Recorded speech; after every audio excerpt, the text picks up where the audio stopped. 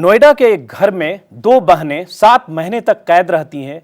एक 2 कमरे के घर में जहां न पानी है, न बिजली है, न टेलीफोन है, न बाहरी दुनिया से उनका कोई संपर्क है, वहां 2 बहनें कैद होती हैं। एक जिंदा जिस्म कंकाल में तब्दील हो जाता है। न पड़ोसियों को खबर होती है, न सोसाइटी को, न समाज को, न किसी को इसकी चिंता होती है कि उस घर में क्या हो रहा है। और उसके बाद जब सबको पता चलता है, वो तस्वीर सामने आती है जो समाज के मुंह पर एक शर्मनाक तमाचे की तरह है। हमारे साथ मौजूद हैं कई गेस्ट, इनमें उषा ठाकुर भी हैं जिन्होंने पहली बार उन 2 बहनों को देखा जब उनके घर गई। हम उस घर की तस्वीर भी दिखाएंगे, लेकिन उससे पहले एक संक्षिप्त जानकारी चाहूंगा उषा जी। पूरा देश जानना चाहता है, हम सब के भीतर भी जिज्ञासा है कि आखिर 7 महीने कोई उस घर में रहा तो घर की स्थिति क्या थी, अंदर की तस्वीर क्या थी? क्योंकि जो खबरें आ रही हैं उसमें था कि दिसंबर से कोई टेलीफोन बिल जमा नहीं किया गया, 3 महीने से बिजली कट चुकी थी, 1 यूनिट बिजली उस घर का कंजम्पशन था, पानी था नहीं। तो आखिर क्या था, कैसे, जब आपने देखा तो पहली बार क्या देखा? बहुत संक्षिप्त, फिर हम तस्वीर दिखाएंगे दर्शकों। देखिए, मैं जब घुसी तो एकदम चीख जैसी निकल गई,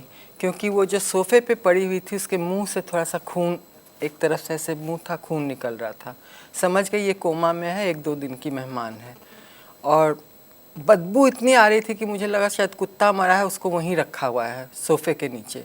बहुत ज़्यादा बदबू थी, उल्टियाँ आने लगी लोगों को, तो बहुत ही भयावह स्थिति थी। क्या खा पी रही होंगी? कुछ ऐसा नहीं, था, नमक एक भी? गोल टेबल था, उस पे एक छोटी सी कटोरी में नमक था, उसी में उंगली डाल डाल के लगता है चाटती थी। अब ये और एक मोमबत्ती था। ये बहुत दर्दनाक अच्छा, तस्वीर खुलते ही पानी मांगने लगी, पानी दो, बीकोसूल दो, मुझे चक्कर आ रहा है। ये दर्दनाक तस्वीर है। ये ऐसी तस्वीर जो हम सब के लिए, सभ्य समाज के मुंह पर एक तमाचा की तरह है। शहर में बीचों बीच एक कॉलोनी में 2 बहनें रहती हैं और 7 महीने तक घर में कैद होती हैं। किसी को न खबर होती है, न किसी को परवाह होती है। क्या था उस घर का मंजर जब वहां लोग पहुंचे? एक बार देखिए तस्वीरों के जरिए।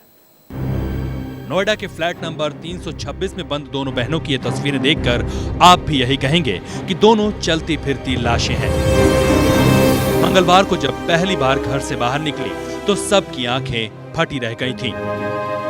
दोनों बहनों के जिस्म कंकाल में तब्दील हो चुके थे। जिस्म पर मौजूद स्वेटर साफ साफ बता रहा था कि ये लड़कियां सर्दी के मौसम से ही अपने मकान में कैद थीं। घर में कैद के दौरान भी उसी तरह जिंदगी गुजार रही थीं।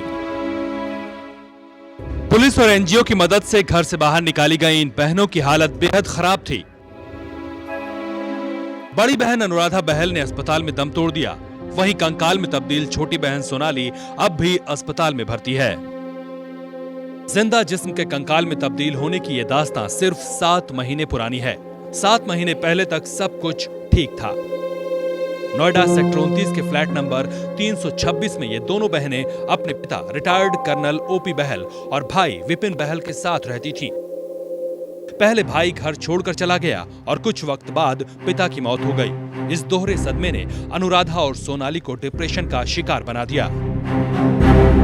आज जब हमने उससे खिड़की से बात किया तो मुझे लगा बहुत बदबू आ रही है, और हमने बाहर से देखा कि उसने 3-3 ऊनी कपड़े गर्मी में पहन रखे हैं और उसके मुंह से इतनी बदबू आ रही थी जैसे सड़ा हुआ कुछ हो।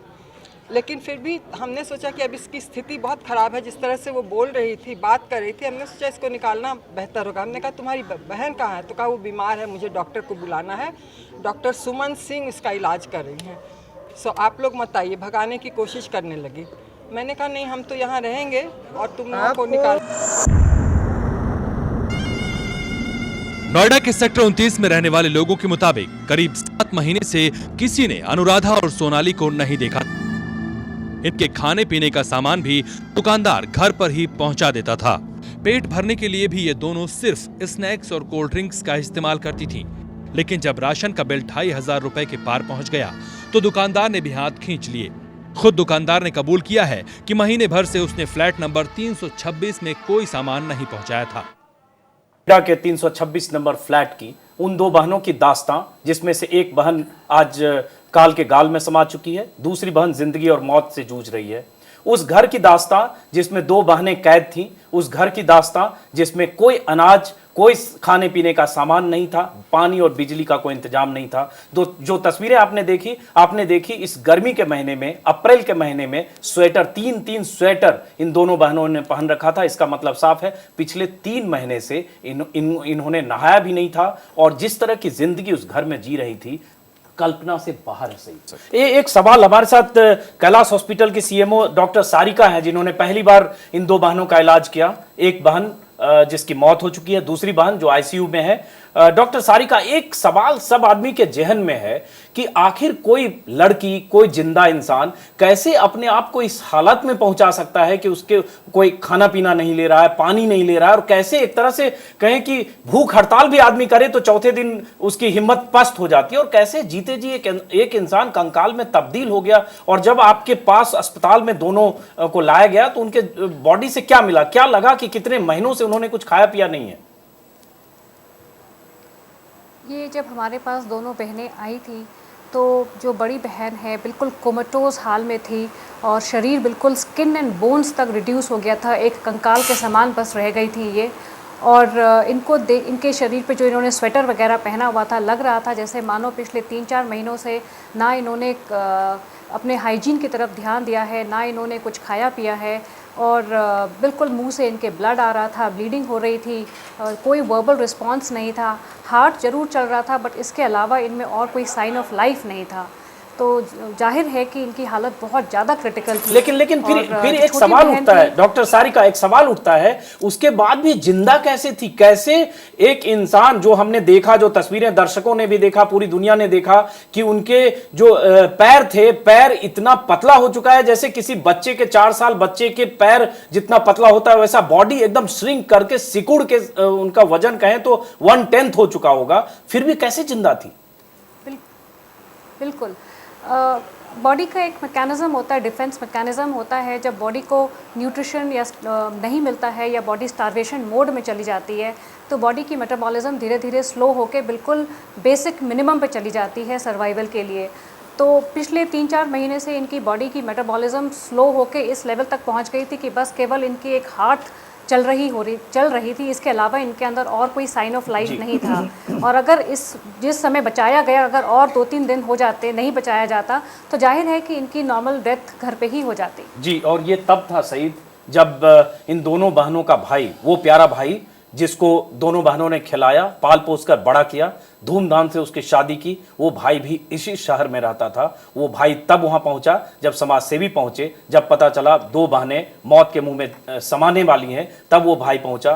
कैसा खुदगर्ज भाई रहा होगा सईद, जो इस शहर में था और अपनी बहनों को इस हाल में छोड़कर अपनी जिंदगी जी रहा। बिल्कुल अजीत, और दोनों पढ़ी लिख जाते थे। एक बार हम चाहते हैं दर्शकों को सुनाएं उनके वो भाई, वो खुदगर्ज भाई जिसे पाल पोस कर बहनों ने बड़ा किया, जिस भाई के साथ बहनों ने सपना देखा, बचपन गुजारा, खेलते कूदते वो भाई जब उनके घर से बाहर निकला अपनी दुनिया में इतना तल्लीन हो गया कि बहनों की परवाह नहीं किया। सुनते हैं वो भाई क्या कह रहा है जब एक बहन की मौत हो चुकी, दूसरी बहन आईसीयू में है।